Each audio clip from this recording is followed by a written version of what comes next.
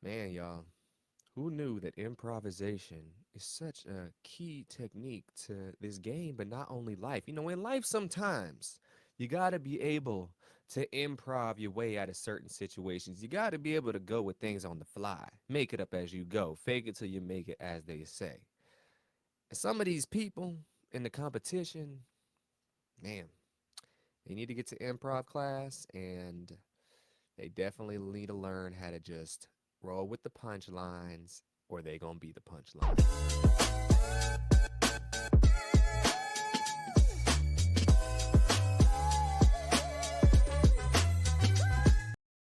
What's poppin', y'all? We back at the Andre Way with another episode recap of Rhythm and Flow Season 2. This is episode 4. We are about halfway through. We rolling through the season. And this episode happened to be my favorite one. Like the first two was all right. The third was better, like I said last time. And then this one was my favorite so far, just because we got down to the nitty gritty when it came to them being real and we got rid of the sob stories, and I'm just happy that these judges are not sugarcoating nothing. They're not trying to placate. They're not trying to coddle these contestants because the last thing we want to see is sob stories and then people just getting sent through because we feel that, oh man, like you're just such a good person. No, they're giving it to them straight, and I love it. And some of these contestants, they barely made it through the first round, and they just could not step up to the plate this round and forgetting lines and just stopping and not going, continuing forward. I was shocked because rapping is look, you prepare your lines and whatnot. If you're doing a cipher, you're doing a performance and whatnot, you already know what you're gonna say. This is not a football game to where there's variables that you don't know what's gonna happen, and you have an idea what might happen, but you truly don't know. Are the people not practicing enough? Is it stage fright? I don't know what it is. But even if that happens, you get on stage. I've been on stage and I forgot my lines once. You just gotta make something up and keep rolling with it. You can't let them see you sweat and you can't let them see you drop your pants, or you gonna get yanked off that stage and never get hired again. But anywho, we also went down from I think 22 to 8, no, 22 to 14 people left. So they're moving through this. I mean, it's only episode 4 and we're only have 14 people left. So, and they're cutting it to 7 by the next episode or 2 episodes, depending on how many battles they get done. But we'll jump right into it, y'all, with episode 4. We start off with group 3 having trouble deciding who's going in what order. So Dono and Surah Ali are arguing about who's going last. They said Surah Ali tried to change the order for some reason before they're about to go, and Dono's not having it. Look, if you set the order, that's the order. There's no changing, there's no switching. Unless everybody 100% agrees, then sure. But even in that case, you guys already made an agreement and you want to switch things because you think your bars are better or different or work better. That's not one person's decision to decide unless you were elected team captain and team president. So I'm with Dono on this one. I think Sarah Ali definitely needs to get herself together when it comes to, you know, formulating a plan of action. If you have a problem, just speak up when it first arises. Now, we didn't get to see the whole entire debacle conversation play out, but it was looking a little tense. They was coming at each other. And the thing is about this show, we also have to remember context. We don't get to see these people in their downtime and their off time. We don't know how much time these people got to spend together before they went back and turned the cameras on. So maybe that's just the way they're talking to each other. Maybe that's just them, BSing with each other. We don't know. I have a feeling these people are a lot more closer than what it appears to seem from the viewers. Because, from the viewer standpoint, we've seen them in the holding room, do their audition, leave, come back, do this, get the ciphers together, practice together, and then they're about to perform. We don't get to see the downtime, the times at night, the times in the morning, the kick it's whatever they're doing in the free time. There's a lot of time. I don't know if they're all on the same floor in the hotel. We don't know if there's days in between filming. We don't know.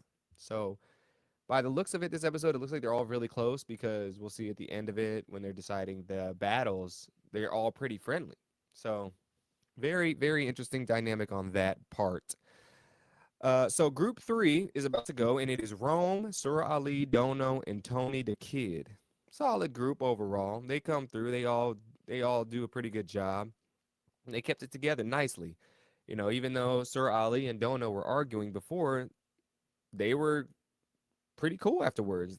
They were complimenting each other nicely and gave each other props after, and they were able to make up about their little spat beforehand, which was very big and very cool to see. That's why it seems like we're missing a little puzzle piece, and like, how could you go from arguing about this to like now you're really cool just that quick? On the viewer standpoint, that part was a little hard to read, but me using my producer eye and getting behind the camera, they most likely had a lot of time to spend with each other between those times. So they probably came to a general conclusion when it started the cipher. They were cool before, like, they came to good terms, and there was no bad blood or beef, anyways. It was just a small moment that turned bigger. And maybe they overdid it for the cameras a little bit. Who knows? But they seemed great afterwards. So shout out to those two. We get group four next. Group four is Tia P, who I really don't remember from the auditions very much. Quinn J, Lex Lane, who I don't remember either, and Cody Ray, the white boy. So this group, to me, they go through. They're a little slow, but they're nice. They're chill vibes. Very, very kind of melodic. Not the strongest, but not the weakest, in my opinion. The weakest was, I think, group two, which was the girl from Nebraska's group messing up.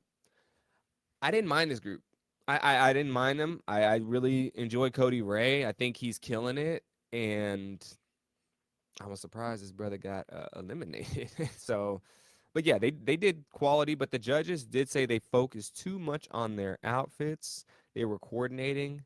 It wasn't that much coordination to me. Like, it was, you could tell they're matching, but it wasn't like, okay, we're gonna dress to the top of impress and we're gonna do this, and like, it didn't. It just seemed like, okay, we're gonna get these. This is the vibe we're going for, and everybody matched the vibe. So I didn't see why they're harping on their outfit, because they turn around and with the next group, they talk about the girl dressing up as a grandma and how that was silly. So it's like, okay, you guys are worried about your outfits instead of the raps. Then they're talking about her outfit more than her rapping skills. So it was just a little.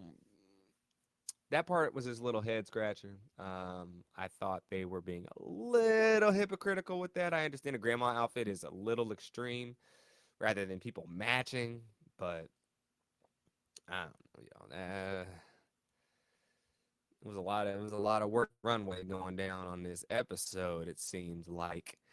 But soon, yes, they were not the biggest fans of Group 4, and then we get Group 5. Group 5 is my dog, J Taj, my winner pick, Bunduk, Mizzy, Jax, and LG. So they go through. J Taj kills it, of course. He definitely has. J Taj, he has that winner's look to him. It feels established already to me. He feels like he's been there. He's ready to go. It's kind of how I felt with D Smoke. He came prepared, not batting an eye, game, ready, and focused. And that's kind of how J Taj seems to me. I don't really see anyone else on his level at this moment. I mean, I thought Cody Ray was pretty good too. I didn't think he'd get eliminated this episode, but J Taj definitely, he's definitely making top three. I think easily.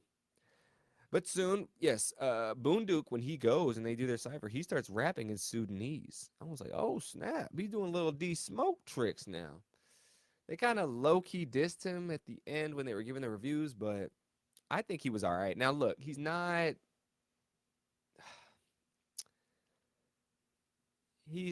like somebody stereotypically you'd see in the American rap game. His height, being Sudanese, his him still having a very, I say very, a strong, a decently strong English accent, or not English, Sudanese accent. Um, so I like him, but I just don't know if he flows as well with his style as much as the others. But I think the rapping in Sudanese was lit. I was probably my favorite part, just because he showed us he has range, he has variety, he has a whole assortment of tricks that he could pull out of his bag and really pop open and show somebody. Um, but yes, soon, yes, and as I said earlier, Mizzy comes dressed as a grandma, and I thought honestly, this grandma outfit look, I ain't never seen that before. A hip hopper dressed as a grandma. And there's other outfits I think she could have picked. I don't think that outfit did her any favors. I think it just put a target in her back. Because you're gonna dress like a grandma, you better blow the show up.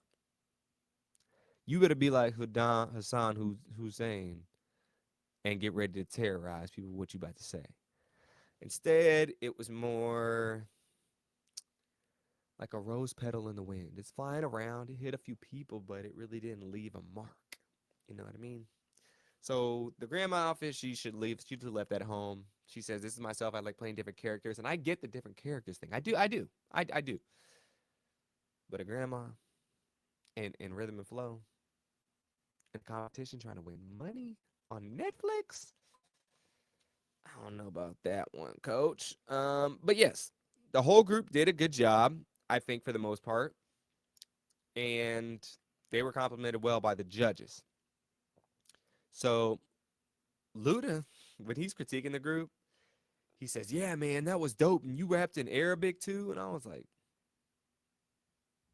"Huh? Arabic? This man don't even look Arab." I was confused on why he said that, but maybe he got his countries mixed up.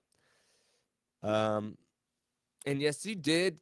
I think she did good at the beginning, but then at the end, it just went. It started real good, and then it just fell off a cliff. So I don't know what happens, but I hope she gets it back together. Well, she got a chance to get it back together, but she did not, unfortunately. But yes, I thought the whole group was decent as a whole. And then we get to the judges talking about everyone with Remy Ma, and they're like, "What about them? What about them? What about them?" She's like, "Nope, nope, nope, nope, nope. They weren't good. They weren't good. They weren't good." And I was like, "Ouch, wow." So nobody got kept, or not nobody got kept. Nobody. I just lost my complete train of thought, y'all. I don't know what is going on. The whole group was dope to me. Forget what I just said. The whole group was dope to me, and nobody was impressed. I remember that. Nobody's impressed by her grandma outfit. I don't know what just happened. I just got lost in a trance. Probably because I was thinking so much about that grandma outfit, and it just was like, well, it didn't really make sense to me. But Jax also did a freestyle, which was wild in the middle of it. And now it's time for the judges to get together with Remy Ma, and they have to eliminate 8 people. Wow, it's almost half. So yes, they get together. They're going through people, putting people in different places. This reminded me like making the band when they did that. They had their pictures and they were just putting them in different spots. So I was getting reflection from that, but they finally come to a conclusion. The way that they did it, it seemed like, how do I put this? It seemed like some people they were just like whatever, whatever. When this is a real serious situation, excuse me, it's a real serious situation. These people lives, they're fighting hard, but at the same time, it's a competition. You got one chance. Do not miss your shot. This is opportunity. Don't once in a lifetime. You better, and you know where that's from. So they go through it, and it is time for the groups to come out to see who made it and who did not. So group one comes out, and they all make it. Everyone in group one makes it. And if you forgot who is in group one is Detroit Diamond, C4, Cali, and Yoshi Vintage. Not mad about none of them making it making it through this round. Then we get group two to come out. And so group two is Mela.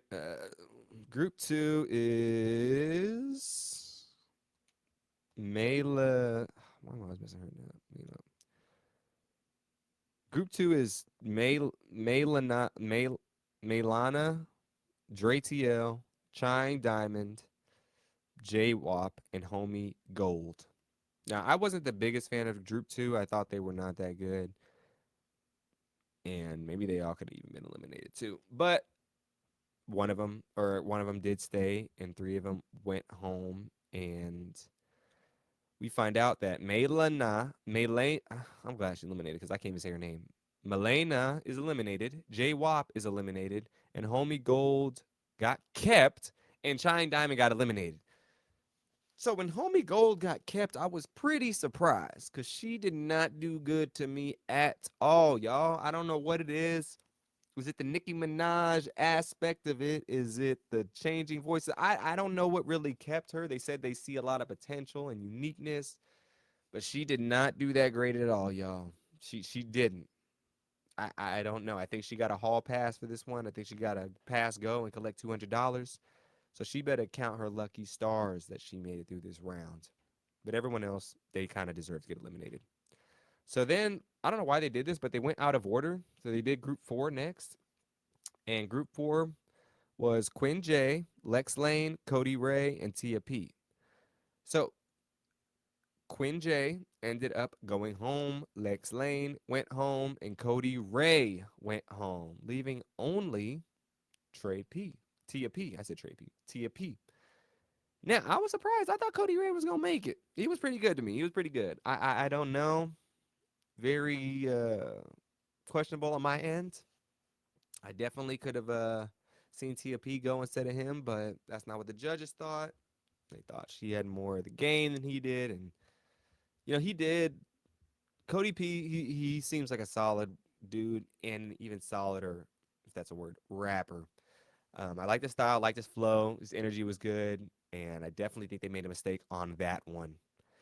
So we get to Group 3, and Group 3, if you forgot, is Group 3. Group 3.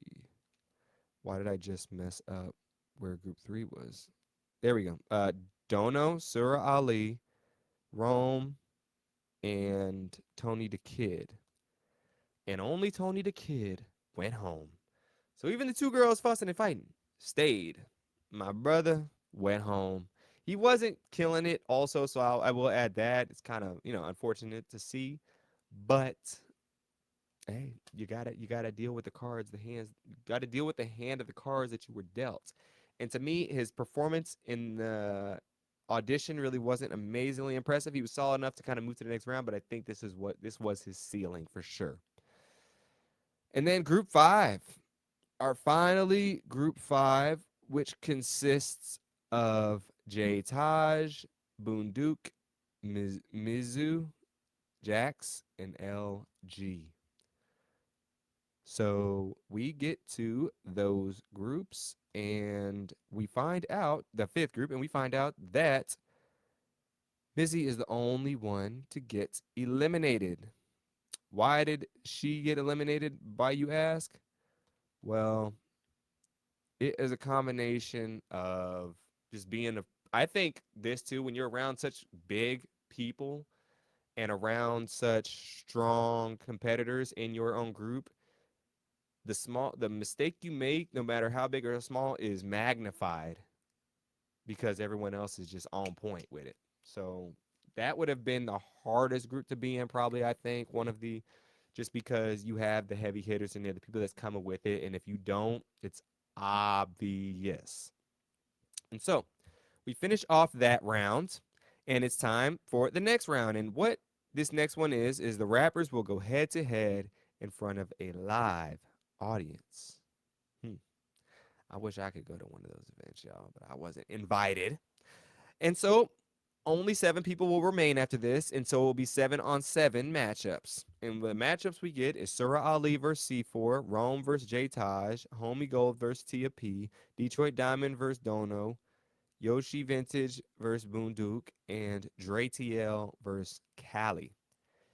Now, if I had to pick who was going to win each matchup, the first one, LG versus Jax, that's a close one, but I'd say LG. Surah Ali versus C4, C4. Rome versus J Taj, J Taj. Homie Go versus Tia P, Tia P. Detroit Diamond versus Don't Know. They're pretty even. I'll just say don't know though. Yoshi Vintage versus Moon Duke. Mm, I think they're gonna give it to Yoshi Vintage. And then Dre TL versus Cali, I think they're gonna give it to Cali because Dre TL he didn't do amazingly in this round, and so I think it's still gonna affect him moving forward. And I think that will be his last battle. So now they got to get the judges tell them, look, you're getting on a plane right now, and you're going to the airport. We're going to a destination. And they're like, what? Where are we going? They're like, we ain't telling you.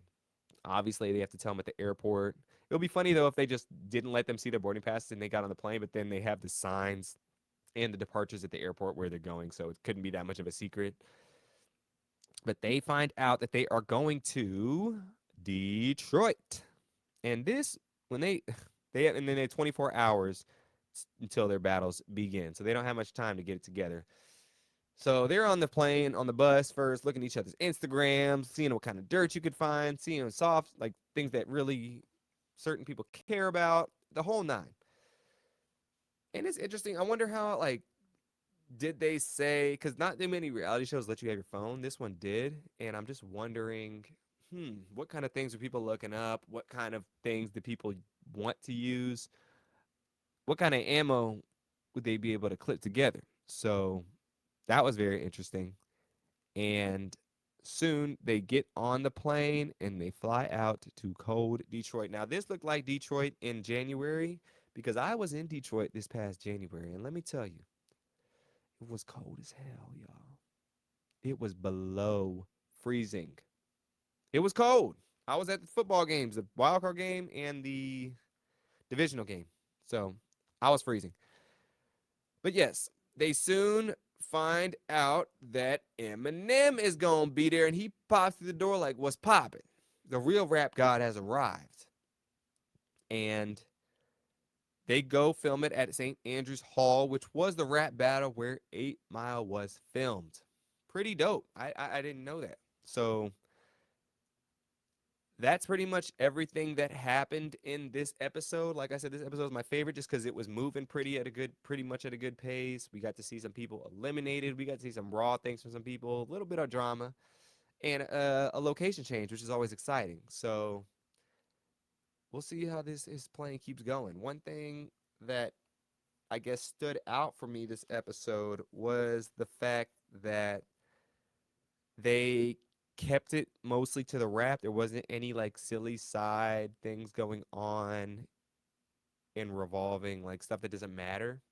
They did not get off topic. So I did like that. And I liked seeing how the people's batteries pop off when they're in public, you know? So I when I say that, I mean like they got the crowd. We get a preview for the next round and they got the crowd around them. And that's when it's time to put up. You got people watching you, even closer settings than when you were on stage in the audition round. People are ready to see what time it is with y'all. And some people step into the plate again, and some people, I fear they're going to forget their lines once again. If you forget your lines in a battle, which honestly, you should have lines, but at the same time, have an idea of where you want to go, then there's less room for failure. But anywho, y'all, I like this episode. It was very good. Apologies for me getting a little off topic or rambling a bit and maybe dozing. It's been a long day. I am tired right now, y'all. It has been a long week, but we will get. Hopefully, we can get through this series by this weekend. That would be amazing. But I need a nap. Not gonna lie.